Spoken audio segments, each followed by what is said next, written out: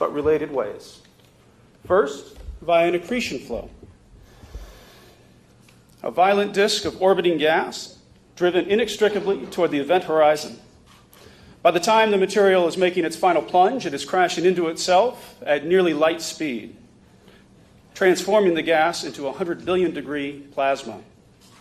Second, through astrophysical jets, narrow beams of outflowing material speeding away from the black hole at nearly the speed of light.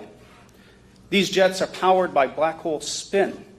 Rotating black holes drag everything, gas, magnetic fields, and photons, about themselves, driving these paradoxical structures whose cosmic importance will be discussed by my colleague Sarah Markov.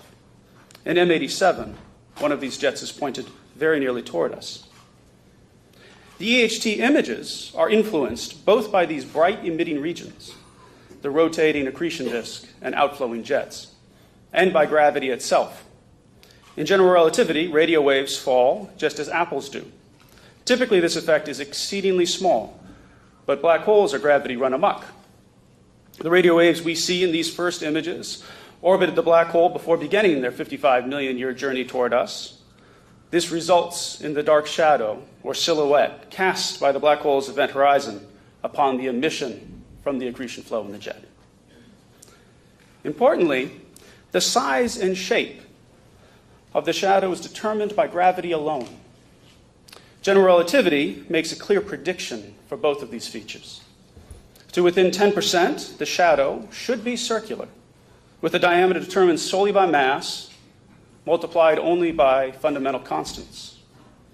However, as with all voyages of discovery, when we began this expedition of the mind, we did not know what we would find. Were Einstein wrong, or the object at the heart of M87 not a black hole, its silhouette could have been very different, misshapen or missized like those seen here, or even simply missing. Changing gravity changes how light bends, and thereby changes the shape of the shadow. In April 2017, this was the dog that did not bark. The shadow exists, is nearly circular, and the inferred mass matches estimates due to the dynamics of stars 100,000 times farther away. Today, general relativity has passed another crucial test, this one spanning from horizons to the stars. This shadow is surrounded by a bright ring of enhanced emission. Oh, we'll skip this. Enhanced emission due to those photons that just escaped the black hole's clutches. The properties of this ring-like feature result from the astrophysical dramas that unfold on gravity's stage. To understand these dramas, over the past 3 years, the EHT collaboration has undertaken an unprecedented simulation effort at research institutions across the globe. This has generated the largest collection of simulations ever assembled of the accretion flow and jet launching region in M87. The southern brightness excess arises directly from near light speed rotational motions near the black hole. Regions that move toward us at nearly the speed of light are bright. Those that are moving more slowly or away are dim. From these, we have inferred the sense of rotation of the black hole. In M87, the black hole spins clockwise. Moreover, the excellent quantitative agreement between the EHT images and generic theoretical expectations of a bright crescent-like feature with a dark interior provides significant confidence in our interpretation. The object at the heart of M87, the object that powers M87's jets, is a black hole like those described by general relativity. Importantly, in combination with infrared and optical flux measurements, we can now rule out a dim but otherwise visible surface. That is, this does indeed appear to have the defining feature of a black hole, the event horizon, that point of no return. Today, several complementary windows have opened upon black holes. Science fiction has become science fact. Together, two of these windows, the EHT and LIGO, which reported the first detection of gravitational waves a short 3 years ago, have verified another key prediction of Einstein's theory of gravity. Despite varying across a factor of billion in mass, known black holes are all consistent with a single description, Black holes big and small are analogous in important ways. What we learn from one necessarily applies to the other. At this point, I would now like to hand the story off to Sarah Markov, who will describe the broader astrophysical implications of these first EHT images. Thank you.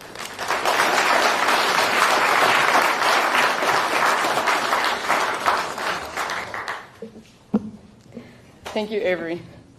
So black holes may be the most exotic consequence of general relativity, but these bizarre sinkholes in the actual fabric of space-time turn out to have a lot of consequences of their own, which I'm going to talk about today.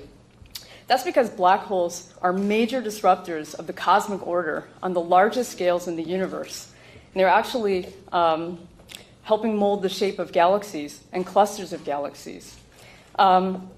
Well, we've now confirmed, as Avery was saying, that general relativity itself does not change when we look at different black hole masses. It turns out that the impact of a black hole will actually change a lot. And so if we want to understand the role of black holes in the universe, then we need to have accurate determinations of the black hole masses. And this has been a problem up until now.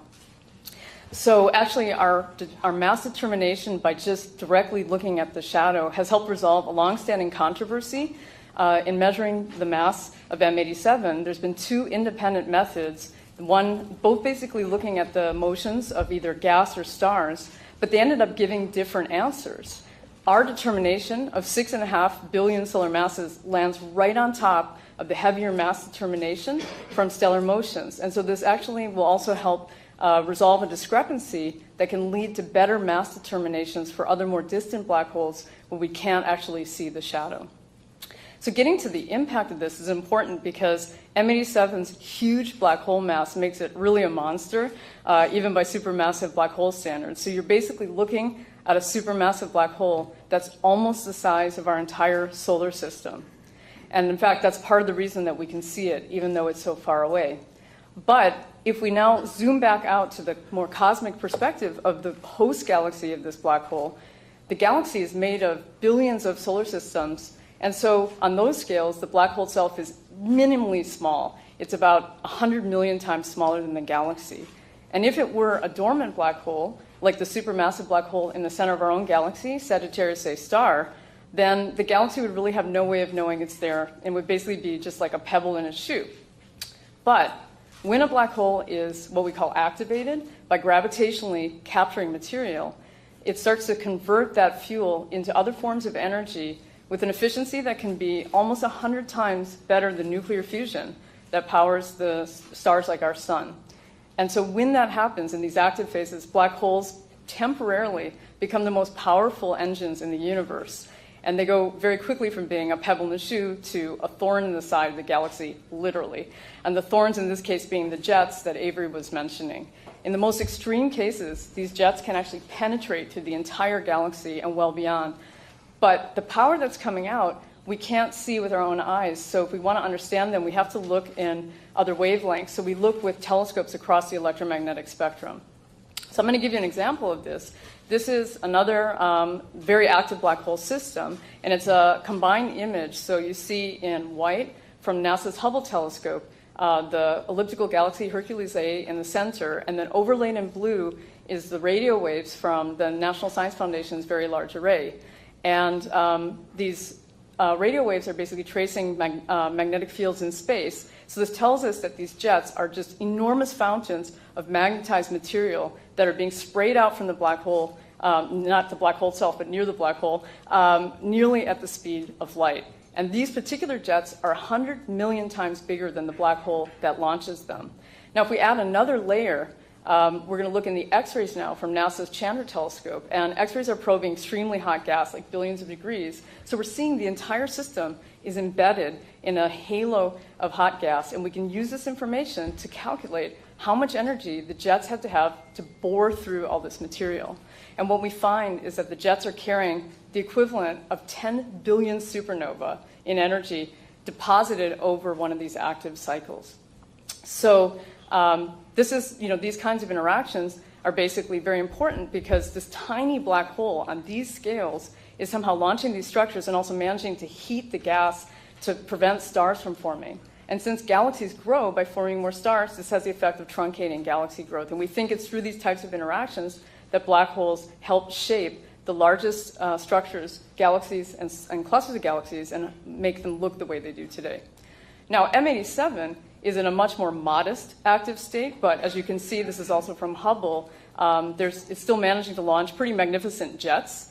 And these jets are emitting across the electromagnetic spectrum as well. So we need this information to be able to fully understand the system. But if we zoom way out now to the cluster of galaxy scales, this is another combined image where you see red in radio and blue in X-ray. You see just a mess of structures. And we think this is telling us about M87's black holes' past interactions really affecting the cluster scales on time scales of hundreds or tens of hundreds of millions of years.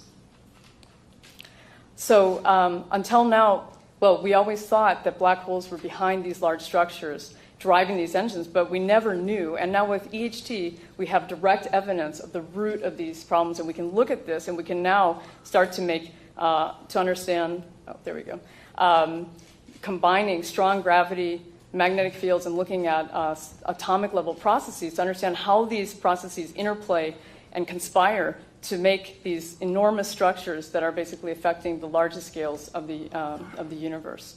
And so to capture all of this information, we need to combine our observations with those across the multi-wavelength spectrum.